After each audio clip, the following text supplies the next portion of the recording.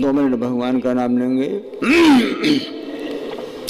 श्री राम जय राम जय जय राम। श्री राम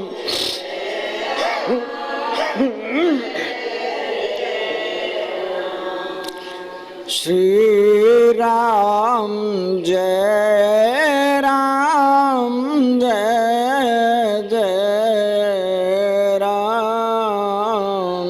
श्री राम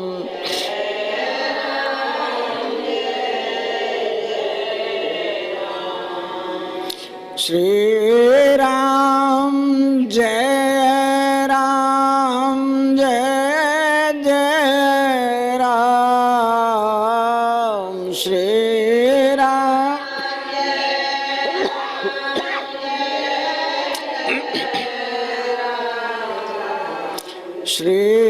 श्री राम जय राम जय जय राम। श्री राम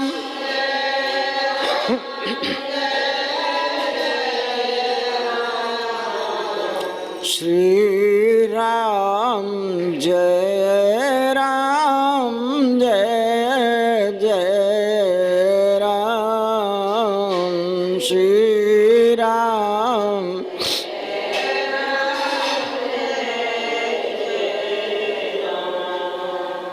श्री राम जय राम जय जय राम। श्री राम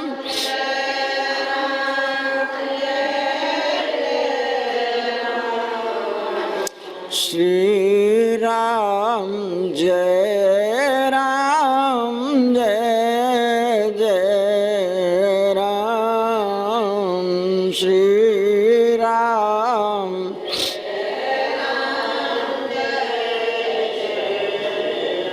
देखो राम की चर्चा करते हैं, वास्तव में यहाँ सब कुछ केवल राम है। जो दिखता है वो सब झूठ है।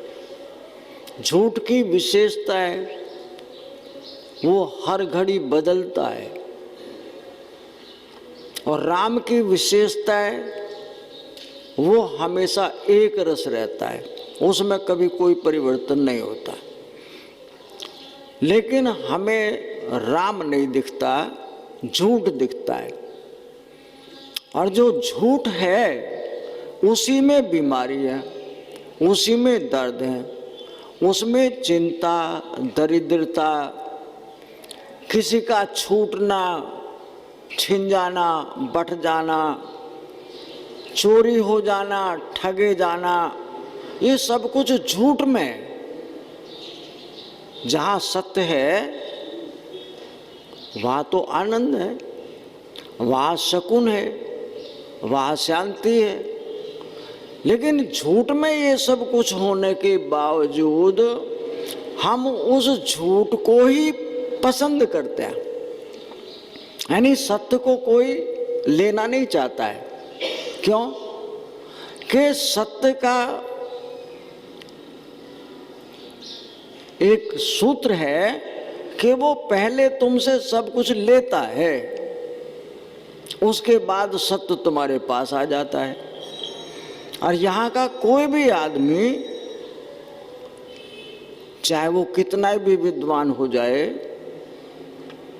लेकिन वो अपने पास से सब कुछ देना नहीं चाहता है। सब कुछ का मतलब होता है ये शरीर भी उसी का है, ये इंद्रियां जो देख रही हैं, सुन रही हैं, बोल रहे हैं, मन से बुद्धि से विचार कर रहे हैं, ये सब जखीरा भी उसी का है।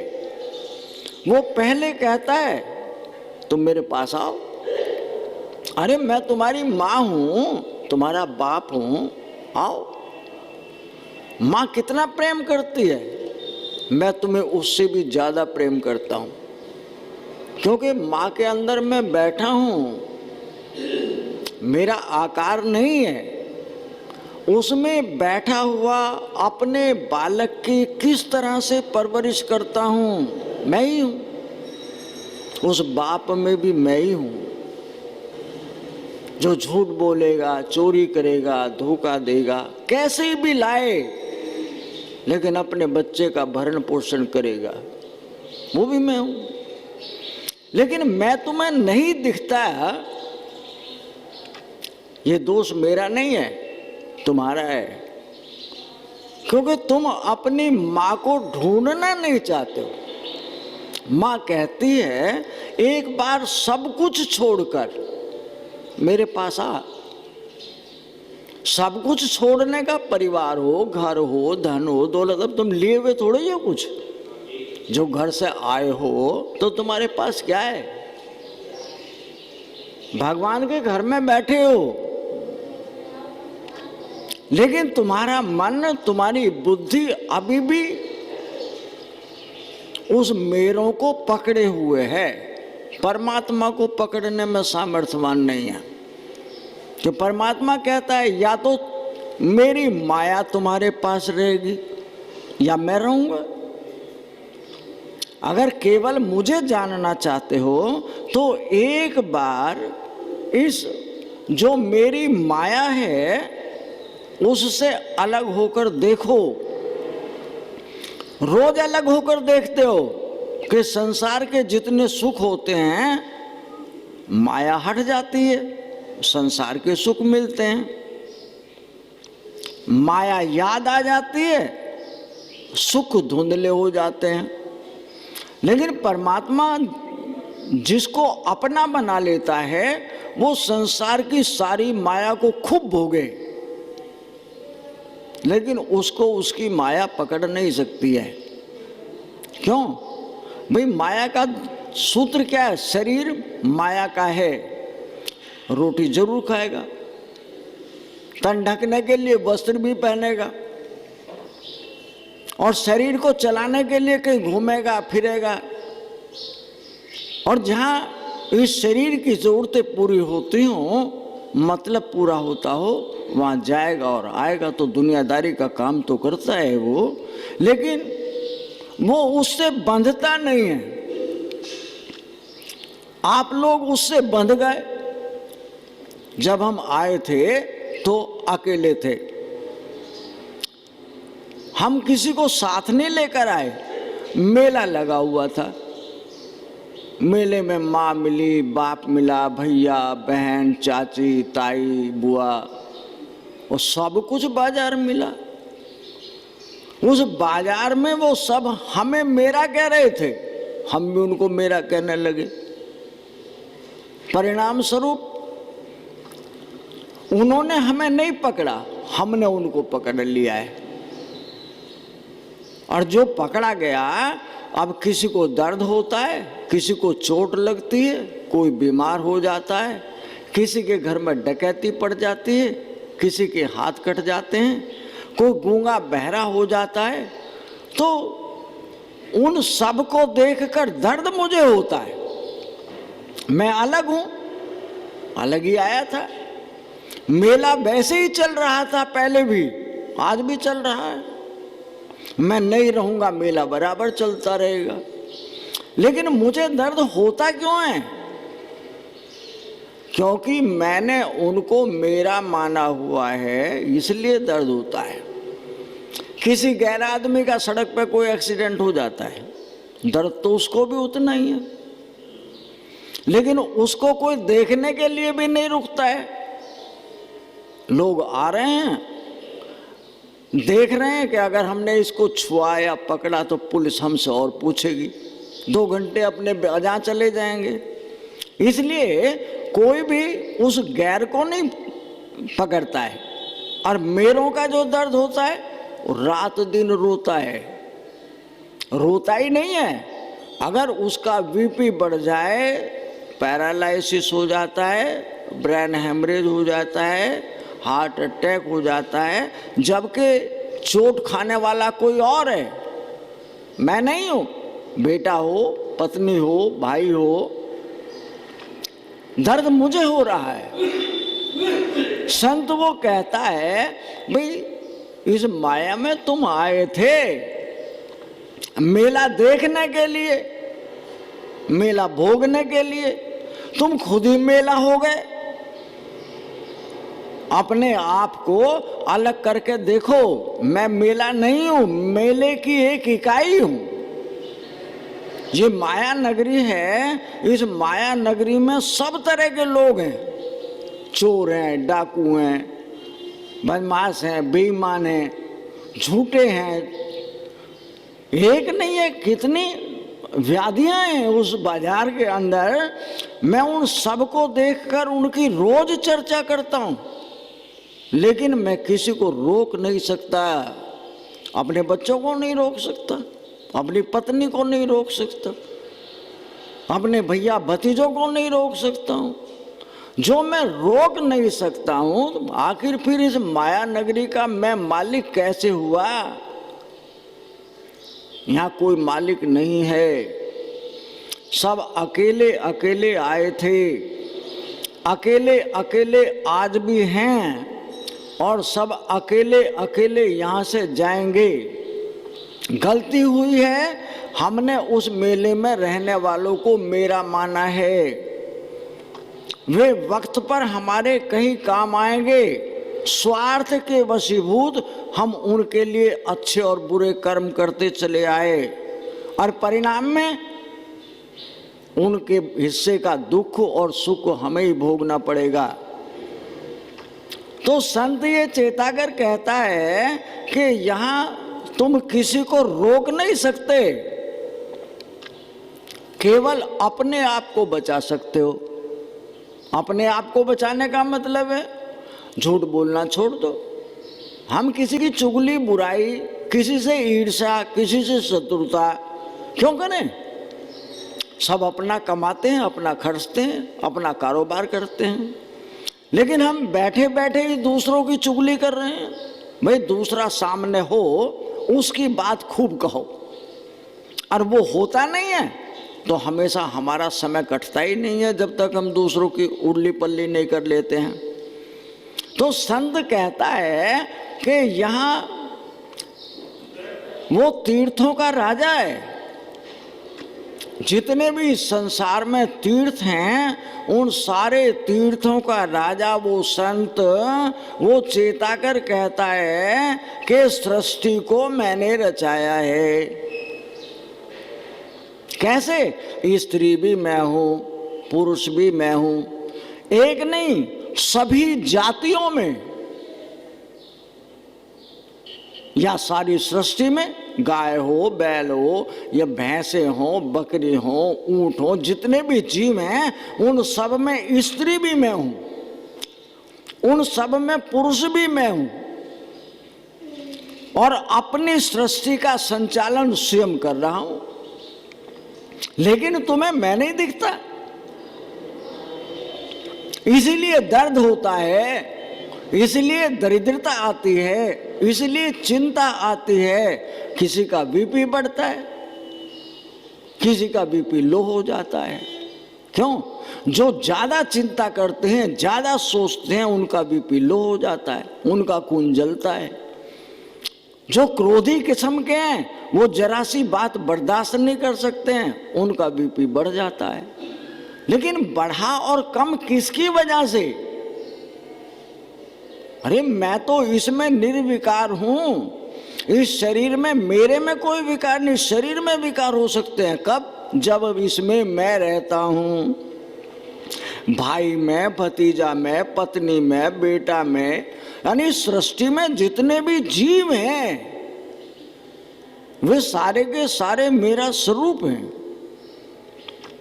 मैं लीला करने के लिए सृष्टि में आया था, जो लीला की थी तो मैं सब में एक था, लेकिन मेरे मुखैटे अलग अलग हैं। जो मेरे शरीरों की बनावट है वो भिन्न है। मेरे शरीरों की बनावट से तुम मौज मस्ती कर रहे हो। भाई कैसे, बहन कैसे, दादी, माँ, चाची, ताई, मामी, बुआ, अरे इनके साथ इनके पुरुष भी हूं, तो मैं उस बाजार में अपने मान सम्मान के लिए, खुशियों के लिए मैं उनसे बंध गया हूं, लेकिन मैं सब में समान हूं। जैसे सूर्य ऊपर अकेला, एक कुम्हार ने अनेकों प्रकार के छोटे बड़े मंझले और बड़े सब प्रकार के बर्तन बनाए। जब सूर्य निकला तो सारे बर्तनों में उसका प्रकाश समान था। वो किसी को नहीं देखता, छोटा है, बड़ा है, अच्छा है, बुरा है, टेढ़ा है, मोटा है, छोटा है, लेकिन सब में समान रूप से सूर्य व्यापक है। उनके बाहर भी प्रकाशित कर रहा है, उनमें भीतर भी विराजमान है, लेकिन उनमें आपस में, छोटे में बड़े में ईर्ष्या है। मैं तुमसे बड़ा हूं और तुम मेरी लिहाज नहीं कर रहे हो। वो कहता है मैं छोटा जरूर हूं पर हूं तो तुम्हारे जैसा ही। इसलिए वो सबके सब जितने भी बर्तन हैं वो आपस में खुड़कते हैं, ईर्ष्या करते हैं, लड़ते हैं, झगड़ते हैं। लेकिन काश कोई बर्तन उनमें से टूट जाए तो क्या हुआ? टूटने वाले का प्रकाश सब में समा गया है। जितने भी बर्तन थे वो उन सब में व्यापक हो गया है। जैसे आकाश से एक बूंद गिरे, बारिश तो बहुत हो रही है, लेकिन सबकी सब बूंदें अपने मन में अलग अलग विचार करती आ रही हैं। हम किसी अंगारे पे गिर जाएंगी, धूल में गिरेंगी, मिट्टी में गिरेंगी, किसी पत्ते पर गिरेंगी, किसी नदी या तालाब में गिरेंगी। ऐसे मन में सबके भाव हैं, लेकिन कोई बूंद उनमें से जाकर समुद्र में गिर जाए और कोई उससे दूसरी पूछे तुम कहाँ हो, कि यही तो हूं, कि कहाँ हो, कि जहां से गई थी वहीं पहुंच गई हूं। ये मेरा माई बाप है, मैं इसी में से गई थी और तुम दिखाओ अपना स्वरूप के मेरा स्वरूप छोटा है, ये सारा समुद्री तो हूं मैं। यानी बूंद गिरे तो समुद्र बन जाए। ऐसे ही वो जीव इस शरीर को लिए हुए पृथ्वी पर आया है, ये पूरा का पूरा ब्रह्मांड उसमें आकर मिल जाए। क्या विचित्र बात है कि ब्रह्मांड छोटा बड़ा नहीं है। पूरी की पूरी सृष्टि जितनी है, ग्रह हो, नक्षत्र हो, तारे हो, चांद हो, सूरज हो, नदियां, पहाड़ हो या समुद्र, जितना भी सब कुछ पसारा इस आकाश के अंदर है। और आकाश पूरा का पूरा सब में समाया है। मनुष्य एक ऐसा है कि उस समाये हुए को बाहर निकाल दे तो जैसे ही वो बाहर निकाला वैसे ही वो ब्रह्मांड उसमें समा गया। और इतना ही नहीं हुआ, वो जो इसमें से बाहर निकला वो सबकी आत्मा बन गया, सारे जीवों में समा गया। जैसे जो बर्तन टूटा था वो टूटने के बाद सूरज का प्रकाश उसमें भीतर भी था, बाहर भी था। प्रकाश तो पहले से ही था, लेकिन बर्तन होने की वजह से वो आकार के अंदर था। आप सब भी आकार हैं, आप सबके अंदर उस आकार में बाहर और भीतर उसी की वजह से प्रकाश है। जो प्रकाश है उसकी वजह से तुम चलते हुए वहां से यहां तक आए। हम उस परमात्मा को सुनना चाहते हैं, उसको अगर दर्शन हो जाए तो उसका दर्शन भी करना चाहते हैं। तो जो आए हो वहां से यहां तक वो सत्ता किसी और की है, मुर्दे की सत्ता नहीं है। तो जिसकी सत्ता है वो कहता है इस सृष्टि को मैंने बनाया है, मैं सृष्टा हूं। और जितनी भी सृष्टि है वो अपने अपने किए हुए कर्मों के अनुसार अच्छे और बुरे कर्म भोग रही है। लेकिन मैं किन्हीं संतों के माध्यम से उन्हें जगाने के लिए जाता हूं कि तुम जग जाओ, तुम मनुष्य नहीं हो, नर नहीं हो, नारायण हो। चाहे कोई स्त्री हो चाहे पुरुष हो, वो नारायण से कम नहीं है। लेकिन तुम स्वयं उस नारायण को जानना नहीं चाहते तो उसमें दोष किसका है? ये हम सब विचार कर देखें कि सृष्टा है और सृष्टि मुर्दा है। जो दिखता है वो झूठा है, मुर्दा है। पैदा होता है, बढ़ता है, जवान होता दिखता है, बुढ़ापा होता दिखता है और मर जाता है। लेकिन परमात्मा मरता ही नहीं, हमेशा एक जैसा रहता है। तो जो एक जैसा रहता है मैं उसको क्यों नहीं जान पाता? ये दोष उसका नहीं, मेरा है। तो मैं उसको जानने के लिए या उसको जनाने के लिए आप लोगों के बीच में वो तीर्थराज, वो संत जिन्होंने अपने घर का कूड़ा कचरा परमात्मा के दरवाजे में डाल दिया और परमात्मा ने सबको जलाकर खाक कर दिए, वो बिल्कुल खाली हो गया है। ये बोलने की क्षमता उसकी है, मैं कहने की क्षमता नहीं है, मेरा कहने की क्षमता नहीं है। क्यों? कि ये सारे प्राणी मेरे परिवार के सदस्य हैं। कुत्ता, बिल्ली, हाथी, घोड़ा, जानवर, पशु, पक्षी, पेड़ पौधे, ग्रह, नक्षत्र, चांद, तारे, सब के सब मेरी शक्ति से दिख रहे हैं और वे सब के सब मेरे निकल जाने पर मुर्दा हैं। भगवान कृष्ण के माध्यम से समझाते हैं, आ ब्रह्म भुवन लोका पुंडावृत्ति नो अर्जुन, मामु पेत तू कौन ते पुंडावृत्ति न विद्यते। भगवान कृष्ण अर्जुन को समझा रहे हैं, अर्जुन को नहीं समझा रहे, जो श्रोता हैं और जो वक्ता हैं, जहां तक भी सुन रहे हैं या पढ़ रहे हैं उन सबको समझा रहे हैं। कहता अर्जुन आ ब्रह्म भुवन लोका, यानी पूरी की पूरी सृष्टि जो आकाश के अंदर बसती है वो मेरे परिवार की सदस्य है। भुवन लोक, जितने भी लोक हैं, अलग अलग धर्म, अलग अलग जाति, अलग अलग देवता, अलग अलग राक्षस मनोवृत्ति के, वे सब के सब मेरी सृष्टि है। लेकिन विचार कर, ये सब की सब पुनरावृत्ति को प्राप्त होती है। पुनरावृत्ति का मतलब है रोज मर जाती है, रोज पैदा हो जाती है, रोज रोती है, सबके सामने अपने अपने दुखड़े सब रोते हैं, लेकिन उससे बचने का उपाय कोई नहीं करता है। मामू पेत तू कौन ते पुंडावृत्ति न विद्यते।